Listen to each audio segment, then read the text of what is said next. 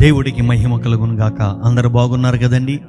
మీ కుటుంబాలు దీవించబడాలని, ఆశీర్వదించబడాలని మీ కొరకు నేను ప్రార్థిస్తున్నా. దేవుడు మిమ్మల్ని, మీ కుటుంబాలను దీవించి ఆశీర్వాదకర్తలుగా చెయ్యునుగాక. ఈరోజు దేవుడి యొక్క వాగ్దానము మీకు తెలియపరుస్తున్నాడు. మీ కుటుంబాలు నిత్యము ఆశీర్వదించబడాలని. అవునండి, ప్రతి కుటుంబం కూడా ఆశీర్వదించబడాలని ఆశ ఉంటుంది, కానీ వారి ఆశ నిరాశ అవుతూ ఉంటుంది. దేవుడు ఈరోజు మీతో మాట్లాడుతున్నాడు వాగ్దానం ద్వారా. చూడండి ఆ వాగ్దానాన్ని. 2 సమూయేలు గ్రంథము 7వ అధ్యాయము 29వ వచనం మనం చదువుకుందాం. దయచేసి నీ దాసుడునైనా నా కుటుంబం నిత్యము నీ సన్నిధిని ఉండినట్లుగా దాన్ని ఆశీర్వదించుము.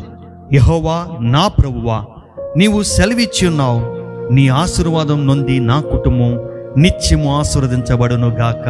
ఆమేన్. దావీదు ఒక చక్కని ప్రార్థన చేస్తున్నాడు. ప్రభువా, నిత్యము నీ సన్నిధిలో నా కుటుంబం ఉన్నట్లుగా దాన్ని ఆశీర్వదించు. అలా ఆశీర్వదిస్తే కనుక నా కుటుంబం మొత్తం నీ సన్నిధిలో ఉంటుంది. అప్పుడు నా కుటుంబం నిత్యము ఆశీర్వాదకర్తలుగా ఉంటారని దావీదక ప్రార్థనక విజ్ఞాపన. దేవుడు దావీదు చేసిన ప్రార్థనకి జవాబు ఇచ్చి దావీదు కుటుంబం నిత్యము ఆశీర్వాదకర్తలుగా చేశాడు. నీవు నీ కుటుంబంతో ఆశీర్వదించబడాలంటే దావీదు వలె నీ యొక్క ప్రార్థన దేవుడి యొక్క సమ్ముఖములకు వెళ్ళాలి. ఆయన చేసిన ప్రార్థన ఏంటంటే, నిత్యము నీ సన్నిధిలో నా కుటుంబం ఉండినట్లుగా దాన్ని ఆశీర్వదించమని ప్రార్థన చేయాలి.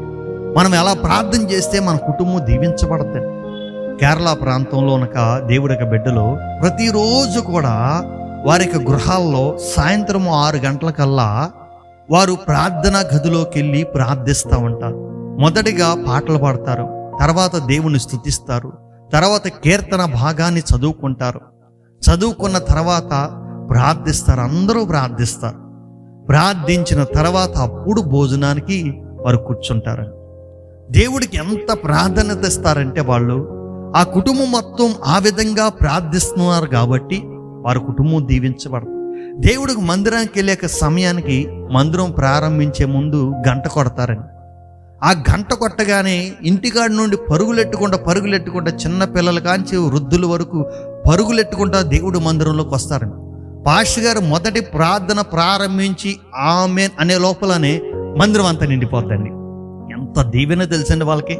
అందుకే కేరళ ప్రాంతంలో ఉన్న ఒక బిడ్డలో దీవించబడుతున్నారు. అందుకే చాలా మంది అంటా ఉంటారు, అది ఆశీర్వదించబడిన భూమి. తోమా వెళ్ళి అక్కడ సువార్త ప్రకటించాడు, అది ఆశీర్వదించబడిన భూమి అని అంటా ఉంటారు. చాలా గొప్ప దీవెన వారు పొందుకుంటున్నారు. వారి కుటుంబాలు ఆశీర్వదించబడినాయి. వారు ప్రతి ఒక్క ఇల్లును చూసినట్లయితే చాలా అద్భుతంగా కట్టుకుంటారు. చక్కగా వారి కుటుంబాలు దేవుడి సన్నిధిలో వర్ధిల్లినట్లుగా మనం కనబడతా ఉంటుంది. ఆ ప్రాంతంలో ఉన్న వాసులు గమనిస్తే నాకు చాలా ఆశ్చర్యం వేసింది. ఆ కుటుంబం దీవించబడ్డానికి, ఆశీర్వదించబడ్డానికి వారు దేవుడి సన్నిధిలో ఉండి ప్రార్థన చేయడం, దేవుడి మందిరానికి వెళ్ళడానికి పరుగులెట్టుకుంటూ వెళ్ళి దేవుడిని సన్నిధిలో నిలబడి ఆరాధించడం, దేవుడి వాక్యాన్ని విశ్వాసంతో నమ్మడం, వారి ప్రార్థన జీవితమే వారి కుటుంబాలు ఆశీర్వాదకర్తలుగా ఉన్నాయి. ఈరోజు దావీదు మనకు అదే నేర్పిస్తున్నాడు తన ప్రార్థన ద్వారా. దేవుడి సన్నిధిలో మేము ఆశీర్వదించబడాలి, తర్వాత మేము భౌతికంగా ఆశీర్వదించబడాలని ప్రార్థన చేస్తున్నాడు. దేవుడి సన్నిధిలో ఎవరైతే ఆశీర్వదించబడతారో, దేవుడికి సముఖంలో ఎవరైతే దీవించబడతారో, భౌతికమైన ప్రతి అవసరతలు యేసు నామములో తీర్చబడతాయని. యేసు నామములో దీవెన, మేలు, ఆశీర్వాదకర్తలుగా వారు ఉంటారని. దేవుడు ఆశీర్వదిస్తే గనక అది నిత్యము ఆశీర్వాదకర్తలుగా ఉంటారు.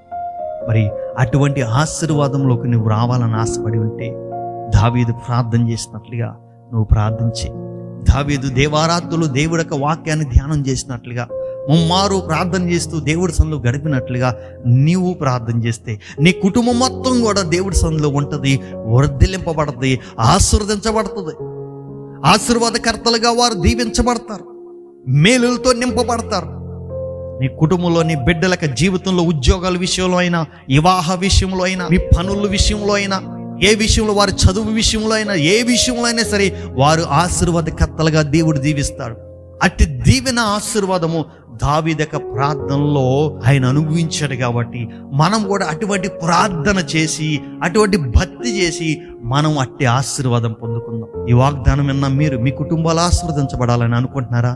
అయితే నాతో పాటు ప్రార్థనలో ఏకీవించండి. ప్రార్థన చేద్దాం. మహాపరిశుద్ధుడా, మహోన్నతుడా, ఎవరైతే విని వాగ్దానం ఎత్తిపెట్టి ప్రార్థిస్తారో అయ్యా నీ సన్నిధిలో గడుపుతారో వారికి నాయన నిత్యము వారి కుటుంబాలు ఆశీర్వదించబడినట్లుగా నీ సహాయం దయచేయి. నీ సన్నిధిలో ఆశీర్వదించబడాలి. భౌతికమైన సకల ఆశీర్వాదాల బిడ్డలు కలగాలి. వారి బిడ్డలు, వారి జీవితాలు, వారి కుటుంబాల్లో ఏది కొదువు లేకుండా వారి కుటుంబం మొత్తం ఆశీర్వదించబడని సహాయం చేయమని యేసు నామములో అడుచున్నాము తండ్రి, ఆమేన్. ఈ వాగ్దానం విన్న మీరు మీ మటుకే కాక అనేక మంది షేర్ చేయండి, సబ్స్క్రైబ్ చేయమని చెప్పండి, లైక్ చేయమని చెప్పండి. అప్పుడు దేవుడి యొక్క పనిలో మీరు పాలుభాగస్తులవుతారు. దేవుడు మిమ్మల్ని దీవించిన గాక.